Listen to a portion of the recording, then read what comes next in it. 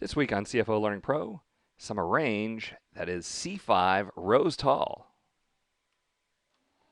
Okay, this one's going to seem really obscure, and it's a function that you probably haven't heard of before, but it is super, super useful. So here, I've set up some data validation where we can choose if we want to see the top 5, top 7, top 10, top 2, right? Get to choose a number. And then I want to show the sum of that many customers from this list.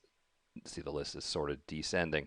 So we're going to start with a function called equal offset, the offset. And it says, hey, we're going to start from a position. In this case, I'm going to start from the very first customer. And they want to know from that first cell, how many rows down do we want to go? Well, in this case, 0.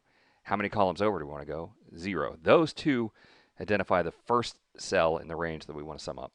And then the height, well, the height is whatever they answered right here. And the width is always one column. All right, so in this case, for the offset, we are using just the height. That's the only variable cell. Everything else is hard-coded.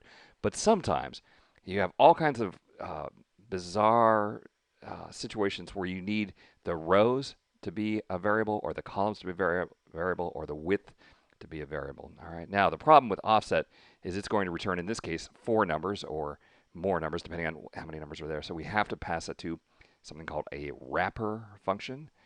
So we're going to wrap the sum function around that, which will allow us to see the sum of those numbers. So if I choose that I want to see the top 7, then it's grabbing the top 7 values instead of just the top 4. All right, very, very flexible tool. Offset, kind of hard to understand because it is so flexible.